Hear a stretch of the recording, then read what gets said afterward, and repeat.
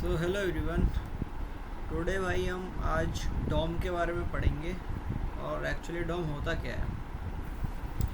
तो भाई देखो, डॉम की फुल फॉर्म है डॉक्यूमेंट ऑब्जेक्ट मॉडल। तो इसका काम क्या है? डॉम का काम है कि जो तुम्हारा जावा स्क्रिप्ट है वो कैसे इंटरेक्ट करता है HTML से। और एक्चुअली ना जो तुम्हारे जावा स्क्रिप्ट है वो HTML के जितने भी एलिमेंट्स हैं ना उन्हें ऑब्जेक्ट्स की तरह इस्तेमाल करता है जब हम उसे डॉम के ट्री स्ट्रक्चर में मतलब हम उसे शो करते हैं। तो तुम इसे समझ सकते हो कि जावा स्क्रिप्ट का वेब पेज के साथ में कैसे इंटरेक्शन होता है, कैसे वो बातें करते हैं। तो डॉम का स्ट्रक्चर देखो ऐसे है। तुम्हारा मेन डॉक्यूमेंट है, ठीक है, जो तुम्हारा मेन डॉक्यूमेंट है, ठीक है, उसमें उससे तुम्हारा HTML से वो कैसे इंटरेक्ट कर रहा है, उसके हेड से, उसके टाइटल से, उसकी बॉडी से, ठीक है। तो इस तरीके से बनता है वो। मैं तुम्हें एक एग्जांपल से बताता हूँ कैसे होने वाला है, ठीक है। देखो एक एग्जांपल है डॉम का ही। तो देखो इसमें सबसे पहले क्या कर रहा है कि एलिमेंट्स को फाइंड करना। देखो ये एलिमेंट एक टैग है, ठीक है, जावास्क्रिप्ट में। तो गेट एलिमेंट मतलब तुम्हें फाइंड कर रहे हो एलिमेंट की जिसकी आईडी है, और उसकी आईडी के थ्रू से फाइंड कर रहे हो, ठीक है, बाय आईडी। तो वो तुम्हारा बटन में स्टोर होगा, ठीक है, ये उसका टैग है। ऐसे तुम वो पैराग्राफ में स्टोर होगा, तुम ऐसे ही फाइंड कर रहे हो जिस टैग का नाम, जिसका नाम P है, ठीक है। ऐसे ही तुम एक क्लास फाइंड कर रहे हो। तो सिमिलरली ऐसे तुम एलिमेंट्स को मतलब वो करोगे, फाइंड करोगे।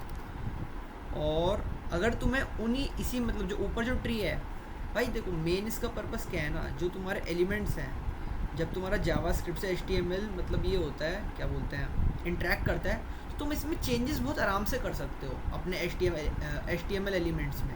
ये वही तो कर रहे हैं हम पहले, कि अपना कंटेंट चेंज करने के लिए एलिमेंट्स में पहले उन्हें फाइंड करा, फाइंड के बाद में हमने उसे चेंज कंटेंट के लिए हमने टैग यूज़ करे। फिर से जब हमने एक बार ढूंढ लिया उन्हें, उसके बाद में हमने चेंज करने के लिए गेट एलिमेंट बाय आईडी, ठीक है, आईडी हमने मेंशन कर दी, ये आईडी है, ठीक है।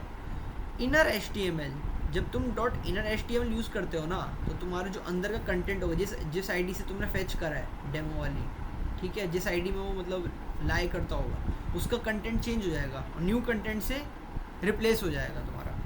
सिमिलरली ये देखो कलर चेंज करने, अगर जब तुम ये वाला यूज़ करोगे टैग, तो इसका तुम्हारा जो कलर चेंज हो जाएगा वो हो जाएगा रेड, जिसका जो डेमो वाली आईडी होगी जिसकी भी।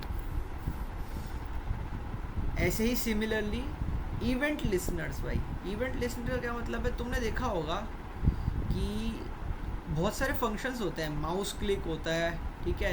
अब वही पुराना वाला एग्जांपल ही है। देखो यहाँ प्रेस करके बोला होगा कोई, मतलब फंक्शन है, एक तरीके से बटन बना होता है, ठीक है। तो पहले तुम्हारा जो है कर्सर है वो होवर करता है यूज़र का, फिर तुम इस पर क्लिक करते हो, क्लिक करा तुमने, इसके बाद में तुम्हारा फंक्शन एग्जीक्यूट होता है, ठीक है। देखो, और मान लो इस बटन को क्लिक करके बैकएंड में अलर्ट फंक्शन होता है, ठीक है, ये मतलब इंटीग्रेटेड है ये कीवर्ड की तरह, ठीक है। इसका मतलब होता है कि जो भी अलर्ट के अंदर लिखा होगा वो पॉपअप हो जाएगा। मान लो मैंने यहाँ बटन क्लिक है, तो मैं प्रेस पे जैसे क्लिक करूँगा ना, तो यूज़र के सामने भाई एक डब्बे में लिखा आएगा, एक डब्बे में, ठीक है, वो डिपेंड करता है, बटन क्लिक लिखा आएगा। और यही इसका काम है इवेंट लिसनर्स का। तो यही होता है कि तुम्हारा जो